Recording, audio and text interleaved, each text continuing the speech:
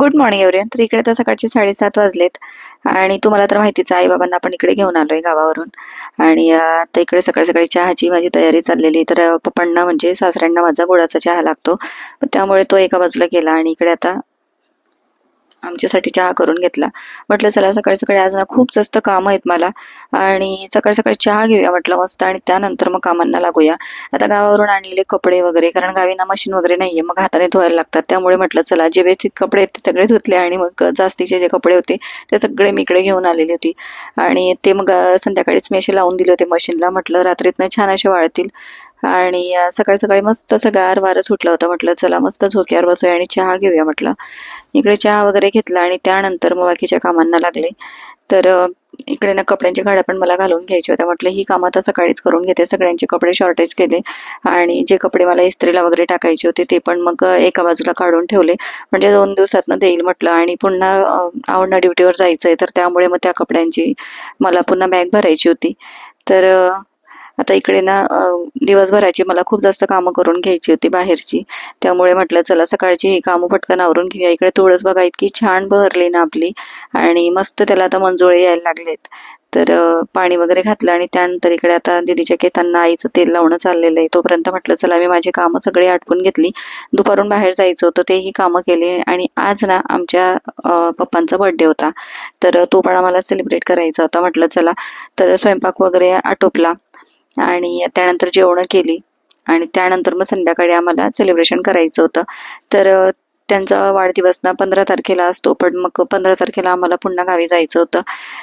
त्यामुळे मग म्हटलं आपण नसणार, मग मुलं आणि तेच असतील तर मग सेलिब्रेशन राहून जाईल. मग त्यामुळे ना आम्ही आदल्या दिवशी रात्रीच मग जाणार होतो. तर इकडे आता म्हटलं चला बाकीचं मग आटोपून घेऊया म्हटलं आणि आज वाढदिवस असल्यामुळे मग डाळ भात, त्यानंतर मठमुगाच्या वड्याची भाजी असा माझा बेत होता. तर तेच आता करून घेते म्हटलं दुपारचं जेवण आणि त्यानंतर मग रात्रीचं आम्ही पप्पांना सरप्राईज देणार होतो, बाहेर नेणार होतो जेवणासाठी.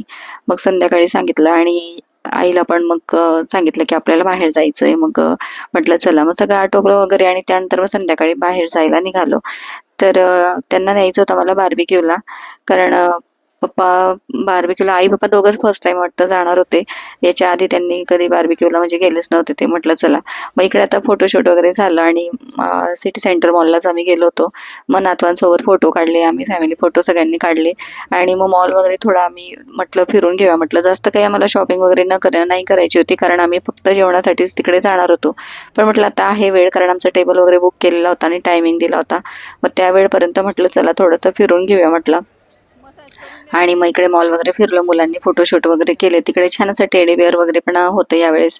आणि नेहमी काही नसतं, पण कधीतरी गेलं तर असतो तो. मग मुलांनी फोटोशूट वगैरे केले, त्याच्यासोबत रील्स वगैरे बनवले. आणि बघा असं काही सिटी सेंटर मॉल दिसतो बरं का वरून. खूप छान असं वाटत होतं, सगळे सोबत होतो त्यामुळे. आणि स्पेशल डे होता म्हणजे सासऱ्यांचा वाढदिवस. त्यामुळे म्हटलं चला, मुलं पण मस्त एन्जॉय करत होते. मग काय आमचं टायमिंग झाला आणि आम्ही गेलो बार्बिक्यू नेशनला. मग आत गेल्यानंतर मग सगळं ऑर्डर वगैरे दिली जे काही आपल्याला खायचंय आणि मनसोक्त असा खाण्याचा आनंद घेतला. तर आम्ही सगळे नॉनव्हेज खातो, दीदी मात्र व्हेज खात असते. तिला नॉनव्हेजमध्ये खूप जास्त काही इंटरेस्ट नाहीये. त्यामुळे म्हटलं चला, मग सगळं जेवण वगैरे केलं. त्यानंतर फ्रुट्स एन्जॉय केले. नंतर आईस्क्रीम खाल्ली, पाणीपुरी खाल्ली. खूप सारं म्हणजे पोट असं कचरापेटीत चाललं होतं असं समजा. बार्बिक्यूला गेल्यानंतर तसंच होत असतं. भरपूर असं पोटभर खाल्लं आम्ही सगळ्यांनी. पप्पांनी एन्जॉय केलं आणि त्यानंतर मग बर्थडे सेलिब्रेट करायची वेळ आलेली होती. आणि इकडे असं मस्त त्यांनी एक सेटअप लावून ठेवलेला आहे बर्थडेसाठीचा, की त्या ठिकाणी आपण बर्थडे सेलिब्रेशन करू शकतो. तर इकडेच मग आता पप्पांचा बर्थडे आम्हाला करायचा होता सेलिब्रेट. त्यांच्याकडूनच केक वगैरे असतो. मग इकडे आता चाललं होतं आमचं.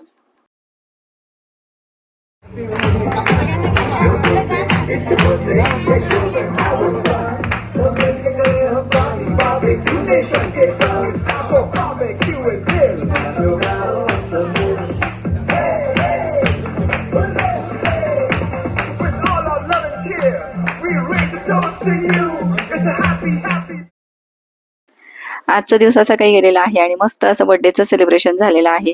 तर पप्पांचा बर्थडे फर्स्ट टाइम असा काही सेलिब्रेट करण्यात आलेला आहे, म्हणजे बाहेर जाऊन वगैरे नाही, तर एरवी तर आम्ही केक वगैरे आणून घरीच करायचो. त्यामुळे पप्पांना खूप जास्त खुश होते आणि दुसरं काय हवं असतं आपल्याला, त्यांच्या चेहऱ्यावरचा आनंद तुम्ही बघू शकताय. तर चला आजच्या ब्लॉगमध्ये एवढंच आणि ब्लॉग तुम्हाला कसा वाटला नक्की मला कमेंट्समध्ये सांगा. आणि व्हिडिओ जर का थोडे पण आवडत असतील ना, तर जाता जाता चॅनलला सबस्क्राईब करायला अजिबात विसरत जाऊ नका. तर चला तुमच्यासाठी थोडे फोटो लावलेत, नक्की एन्जॉय करा. भेटूया पुढच्या व्हिडिओत, तोपर्यंत बाय.